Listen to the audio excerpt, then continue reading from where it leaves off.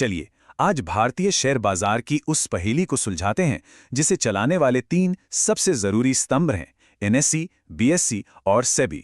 अगर भारत में निवेश के बारे में सोच रहे हैं तो ये समझना सबसे जरूरी है। ये सवाल तो मन में आता ही है कि अमीर लोग पैसे से और पैसा कैसे बनाते हैं। ज़्यादातर इसका जवाब स्टॉक मार्केट में छिपा होता है, पर सवाल ये है कि ये दुनिया आखिर काम कैसे करती है। आइए आज इसके पीछे के सिस्टम को ही समझते हैं। देखिए, ये जो पूरा सिस्टम है ना, इसे एक मजबूत त्रिमूर्ति चलाती है, एनएसई, बीएसई और सेबी। यही 3 नाम पूरे भारतीय शेयर बाजार की नींव हैं। आज हम एक एक करके इन्हें ही समझने वाले हैं। तो चलिए शुरुआत करते हैं सबसे पहले और सबसे पुराने स्तंभ से, बॉम्बे स्टॉक एक्सचेंज यानी बीएसई। बीएसई की स्थापना हुई थी 1875 में। सोचिए, ये सिर्फ भारत का ही नहीं बल्कि पूरे एशिया का सबसे पुराना स्टॉक एक्सचेंज है। ये मुंबई की मशहूर दलाल स्ट्रीट पर है और सच कहें तो भारतीय अर्थव्यवस्था का एक जीता जागता इतिहास है। हम सबने खबरों में सेंसेक्स का नाम तो जरूर सुना होगा। आज सेंसेक्स 500 पॉइंट ऊपर गया। तो ये सेंसेक्स असल में है क्या? ये बीएसई का एक तरह का स्कोर कार्ड है। ये दिखाता है कि इस एक्सचेंज पे लिस्टेड टॉप 30 कंपनियां कैसा परफॉर्म कर रही हैं। जब ये कंपनियां अच्छा करती हैं तो सेंसेक्स ऊपर जाता है और जब नहीं तो नीचे। सिंपल।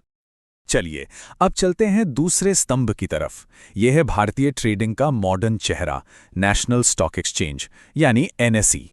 1992 में एनएसई की शुरुआत हुई और इसने भारत में ट्रेडिंग का तरीका ही बदल दिया।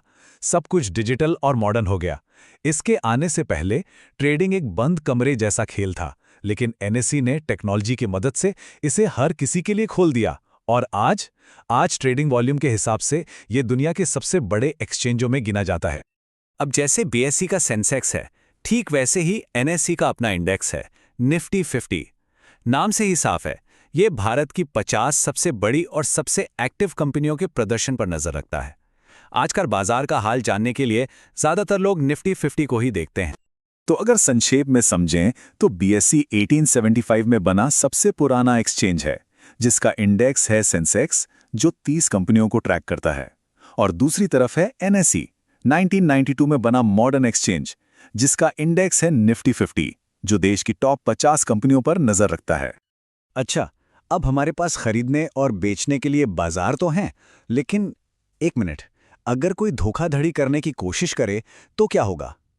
बस यहीं पर एंट्री होती है हमारे तीसरे और सबसे जरूरी स्तंभ की, सेबी। एक बहुत जरूरी सवाल, अगर कोई कंपनी फ्रॉड करे या कोई बाजार में जानबूझकर बड़ी गड़बड़ करने की कोशिश करे तो निवेशकों के पैसे को कौन बचाएगा?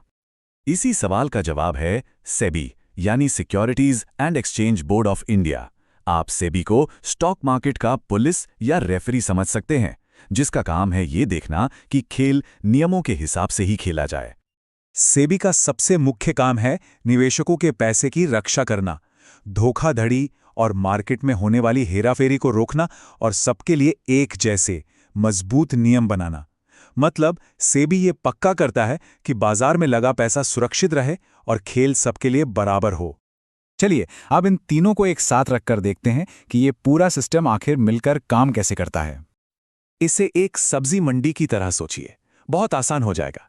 बीएसई और एनएसई ये दोनों वो मंडी हैं जहां शेयरों की खरीद बिक्री होती है। सेंसेक्स और निफ्टी ये उस मंडी में लगे प्राइस बोर्ड की तरह हैं, जो बताते हैं कि आज बाजार में तेजी है या मंदी। और सेबी है उस मंडी का मैनेजमेंट, जो ये पक्का करता है कि सब कुछ नियमों से हो और कोई किसी को धोखा ना दे पाए। तो अब चाहे शेयर बीएसई पे खरीदें या एनएसई पर, कीमतें लगभग एक जैसी ही मिलेंगी।